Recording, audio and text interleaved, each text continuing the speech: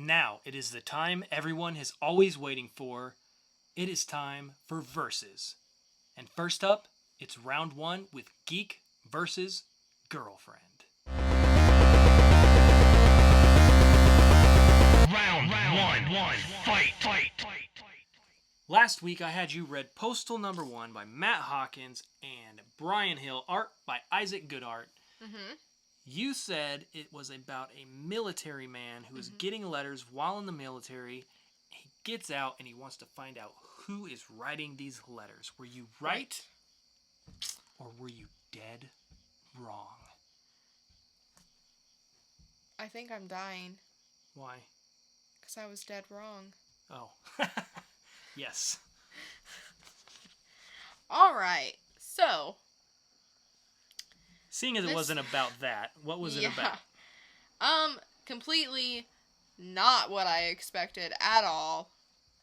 At all. Basically, we meet a man with Asperger's. He's a mailman. His mom is the mayor of the town. I'm guessing she probably got him the job as a mailman. He loves being a mailman. He's obviously a little different. He thinks differently. Basically, we start out, he transcribes a letter for a man that got damaged in the mail. And it was a letter saying, oh, we can't send you Sudafed anymore. We're sorry. So he takes it to the man. He lets the man know, hey, I had to transcribe this for you. And as he's handing the letter off, he notices a crosshair tattoo on his hand. He moves on. We kind of see him move about his daily life. So then we see his mom, who is obviously the mayor, and she's having a conversation saying how the town of Eden, which is where he lives, is a town of sinners, and people move there for their last chance. So basically it's a town of sinners who move there and they can't sin anymore. This is their felons. last Yeah. This is their last shot at living free, I guess you could say. So Mark, our mailman, ends up going to his mom's house, takes a dirt bike, and he's wondering where this red mud is coming from. He's like obsessing over this red mud. He drives out of town to where he thinks the red mud is coming from. Turns out, it's a meth house.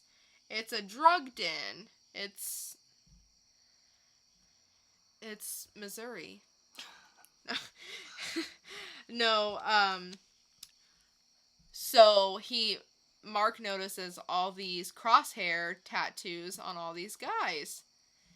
And he goes back, tells his mom, and his mom is like, okay, we've got to do something. And we see this man with the crosshair tattoo. I don't know that we ever caught his name. We probably did.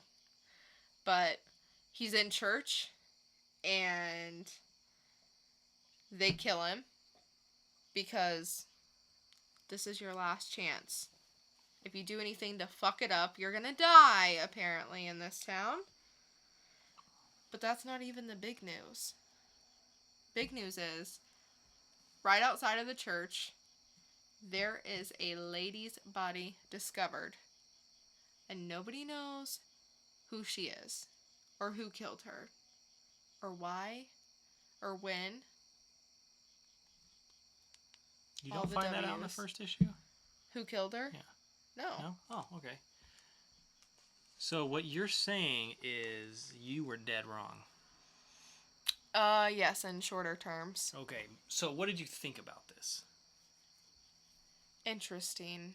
It is completely opposite of what I said. Like, not even opposite. It's not even the same realm of what I said. Yeah.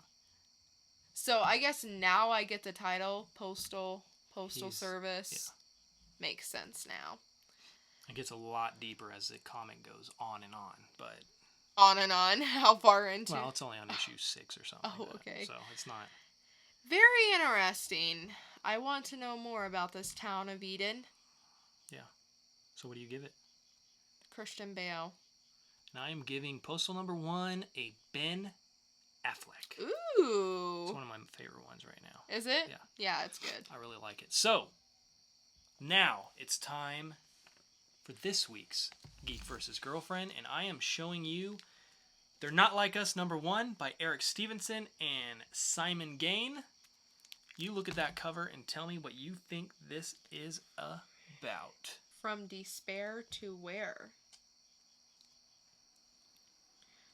Rated M for mature.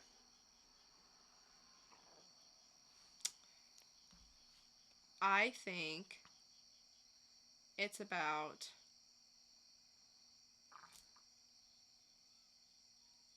a girl who is different, obviously. So she's not like them. She's not like normal people. Okay. And she's so tormented by it, she's gonna kill herself. Okay. Because she's just so overwhelmed with how different she is. And she ends up meeting a group of people who are like her. And I think that's what this issue is about. Okay. You're going to lock that in? Yeah. This issue is about a girl who's not like normal people, Mm-hmm. who's fed up with it, but then meets a group just like her. Mm-hmm. Come back next week, see if she is right or if she is dead wrong. But for now, we are heading on to round 2 with Girlfriend versus Geek. Round two, fight. So last week, what did you ask me? I asked you why a man got arrested and what he gave a 4-year-old. That is correct.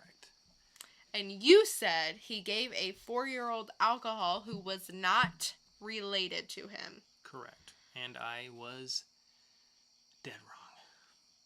By far. Yeah.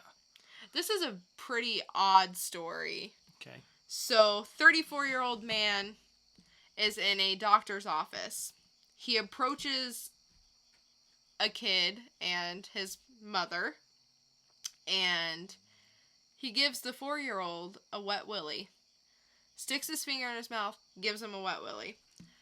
The mother of the child and several others in the office confronted him, and he... Wait a second. Where is he? Did you say at that? a doctor's office. Oh, okay. And he ended up driving off, got in the car, drove off.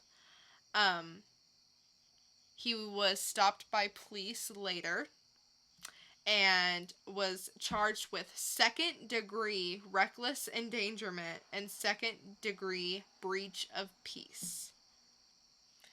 He was released on a $500 bond and was due in jail August 18th. So that was a couple days ago. I wonder what happened to him. What do you think about that? Should he have been arrested? No.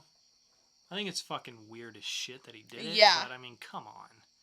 I think maybe if he stuck around, he wouldn't have been. Mm-hmm. But I guess storming off like that made it weird. Like, they had to... And whatever. Was he irate when they pulled him over or whatever? It didn't say. He might have been. That may have been part of it. But either way, I don't think he should have done it. But, I mean... That's a little harsh somebody punishment. does it. If I had a kid... That's like somebody doing it to me and me going, I'm calling the cops. You're going to jail. Yeah. Like, come on, just get some alcohol swabs and clean that shit out. That's all I'd do. That's right. But That's anyway. why we're not parents. So, yeah, I was dead wrong on this one. Still, it's an interesting story. I know. So, what do you got for me this week?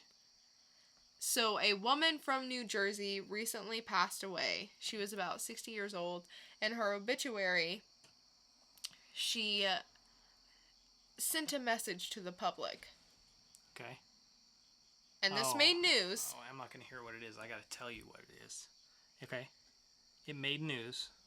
What was the message she sent? And it was about the presidential candidates. I'll give you a hint. See, the candidates. What the hell? 60-year-old woman? Yeah. 60-year-old woman, in her obituary, she's now dead, sent a message to the public about the presidential candidates this year. Not necessarily like information on them. Or her but, thoughts about right. them. Mm-hmm. Correct. She said Hillary 2016. Locking that in. All right. So. Okay, we'll see you next week. We'll see next week. If I'm right, if I'm dead wrong, if she's right, if she's dead wrong, you're going to have to stay tuned next week to let us know. But if you have an idea of what they are without looking it up, let us know in the comments below when you like, comment, and subscribe. And we will get back to each and every one of you. If you have a topic you want us to do, just let us know on our Twitter at twitter.com/geekeduptweets or on our Facebook at facebook.com/geekeduptv. We will see you next week, but until then, make sure you stay geeked up and always hug a xenomorph. Always. Scott Lang, I'm a thief by trade. Didn't plot my thieving well. Now I'm locked up and enslaved. Gotta change my ways, get past this. If not for me, then Cassie. That's why Hank Pym asked me to take the torch, do a B&E. Now I have me a 6 suit that lets me change my size. I got super strength, can talk to ants with a helmet I apply. I'll ride out to the hideout of my buddy ants that fly.